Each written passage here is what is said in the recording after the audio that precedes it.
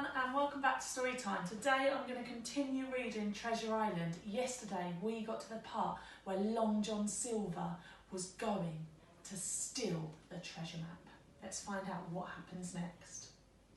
Silver and his crew were sent ashore to find fresh water and a place to camp, which they were happy to do after a long voyage. They still had no idea that we knew of their treachery, and they expected us to follow a few hours later once we had completed our chores on board. Instead, as soon as darkness fell, we sailed the ship around to the other side of the island. We knew from the map that there was a small fort there, so we dropped the anchor, loaded as many supplies as we could onto 2 rowboats and went ashore.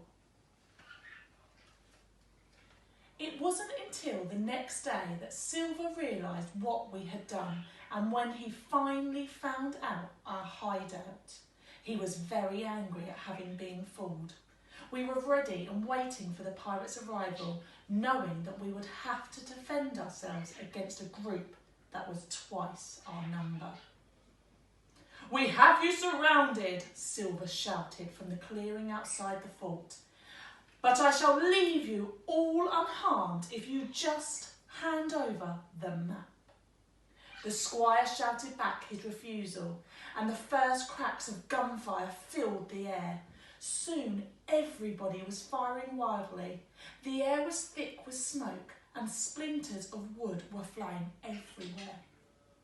I did as I was instructed, and ran between each man in the fort, reloading one musket while he fired another. Eventually, the firing outside slowed down and then stopped altogether. I ran to the window and could see nobody outside. "They've gone!" I shouted. "We've won!" But the captain just shook his head. "They'll be back," he said. The next day came, but there was no sign of Silver.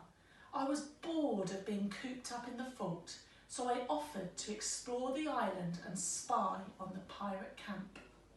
I headed out of the fort and across the island, but before I could find the pirates, I found something far more extraordinary on the hillside.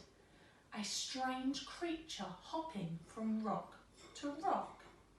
It moved as nimbly as a mountain goat, but it didn't look like any beast I had seen before. It finally stopped, turned and stared at me, and then I realised it was a man. He seemed nervous at first, then slowly started to climb closer and closer to where I was stood. And then he spoke. "Got any cheese?" he asked. It wasn't quite what I was expecting him to say, but I did have a piece of cheese wrapped in cloth in my pocket, which I had brought along for my lunch. I pulled it out and offered it to him, and he quickly reached across and snatched it. He took a bite, then he screwed up his face in happiness and leaped from one leg to the other. I waited until he had finished the cheese, then asked him who he was and what he was doing here. "The name's Ben Gunn," he said, "and I haven't seen another human in 3 years. Ben explained that he had been marooned on the island. I told him about my friends and the pirates and invited him back to the fort. He refused, but he did ask me to send the doctor out to see him, which I agreed to do. Back at the fort, the others were very interested in Ben's story.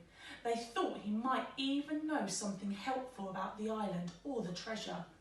Everyone agreed that the doctor should visit him the very next day.